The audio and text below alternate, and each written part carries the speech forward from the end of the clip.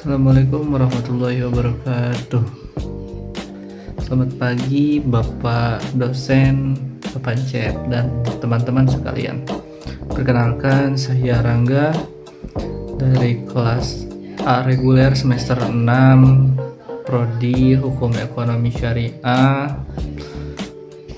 Pada video kali ini saya akan menyampaikan pandangan kritis mengenai program MBG, yakni makanan bergizi gratis, yang saat ini menjadi salah satu program pemerintah di Indonesia. Program makan bergizi gratis pada dasarnya merupakan program yang memiliki tujuan positif. Pemerintah ingin meningkatkan kualitas gizi masyarakat, khususnya anak-anak sekolah, agar tercipta generasi yang sehat, kuat, dan mampu meningkatkan kualitas pendidikan di Indonesia. Program ini juga diharapkan dapat membantu menurunkan angka stunting serta membantu masyarakat yang mengalami kesulitan ekonomi. Namun, sebagai mahasiswa, kita tidak hanya melihat sebuah program dari sisi tujuan baiknya saja, tetapi juga harus mampu menilai bagaimana pelaksanaannya di lapangan, sebab suatu kebijakan publik dapat dikatakan berhasil bukan hanya karena memiliki niat yang baik, melainkan karena mampu dilaksanakan secara efektif, tepat sasaran, dan memberikan dampak nyata bagi masyarakat. Salah satu yang perlu dikritisi adalah mengenai besarnya anggaran yang digunakan dalam program ini. Berdasarkan berbagai pemberitaan media, program MBG membutuhkan dana negara yang sangat besar hingga ratusan triliun rupiah. Tentu hal ini menjadi perhatian publik karena anggaran negara berasal dari pajak masyarakat dan harus digunakan secara bertanggung jawab. Banyak pihak mempertanyakan apakah anggaran sebesar itu sudah benar-benar efektif digunakan untuk meningkatkan kualitas gizi masyarakat, atau justru berpotensi menimbulkan pemborosan. Di tengah kondisi ekonomi yang masih menghadapi berbagai tantangan, pemerintah dituntut mampu mengelola anggaran secara transparan dan efisien agar program tidak hanya menjadi proyek besar tanpa hasil maksimal. Selain menjadi anggaran, kualitas makanan juga menjadi sorotan masyarakat. Dalam beberapa kasus yang diberitakan media, terdapat siswa yang mengalami gangguan kesehatan setelah mengonsumsi makanan dari program MBG. Hal ini menunjukkan bahwa pengawasan terhadap kebersihan dan keamanan makanan masih perlu ditingkatkan.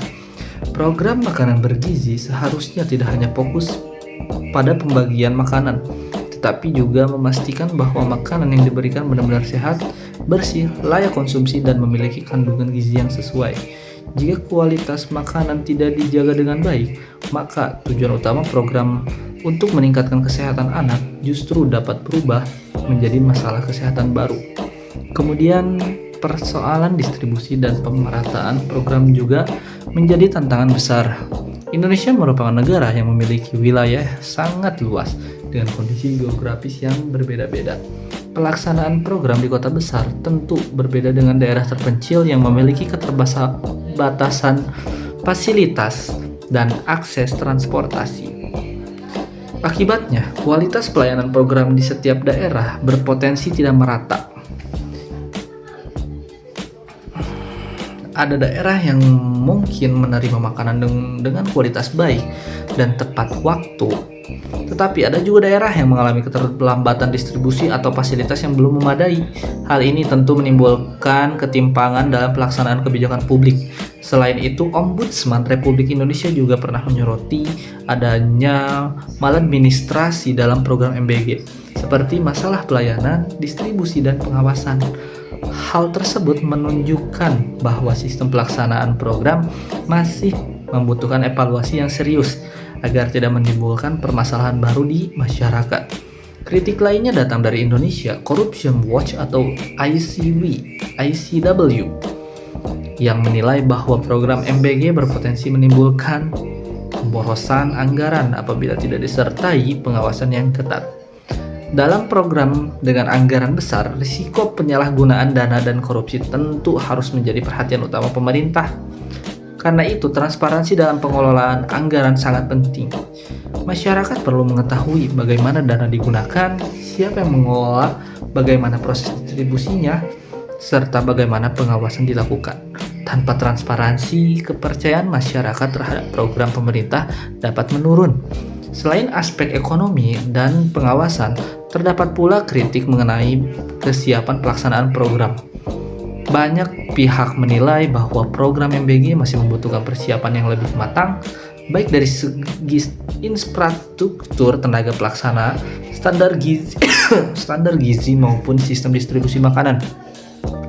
Jika program dijalankan secara terburu-buru tanpa kesiapan yang memadai, maka hasilnya tidak akan optimal. Bahkan, program yang seharusnya membantu masyarakat justru dapat menimbulkan masalah baru seperti makanan tidak layak, keterlambatan distribusi, hingga pemborosan anggaran. Namun demikian, kritik terhadap program MBG bukan berarti menolak tujuan baik pemerintah. Kritik justru diperlukan sebagai bentuk kepedulian masyarakat agar program dapat diperbaiki dan dijalankan dengan lebih baik di masa mendatang. Sebagai mahasiswa semester 6, kita harus mampu berkritis dan objektif dalam melihat kebijakan publik. Kita perlu memahami bahwa setiap program pemerintah pasti memiliki tujuan baik, tetapi pelaksanaan tetap harus diawasi dan dievaluasi agar benar-benar memberikan manfaat bagi masyarakat. Nah,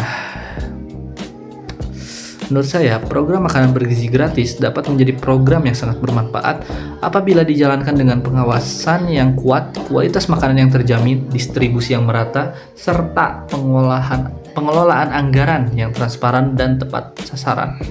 Oleh karena itu, pemerintah perlu memperkuat sistem pengawasan, meningkatkan kualitas pelaksanaan di lapangan, serta melibatkan masyarakat dalam proses evaluasi program agar tujuan dari program MBG benar-benar tercapai. Sekian pandangan kritis yang dapat saya sampaikan mengenai program makanan bergizi gratis di Indonesia. Terima kasih atas perhatiannya Bapak dosen dan teman-temannya. Sekian dari saya. Wassalamualaikum warahmatullahi wabarakatuh.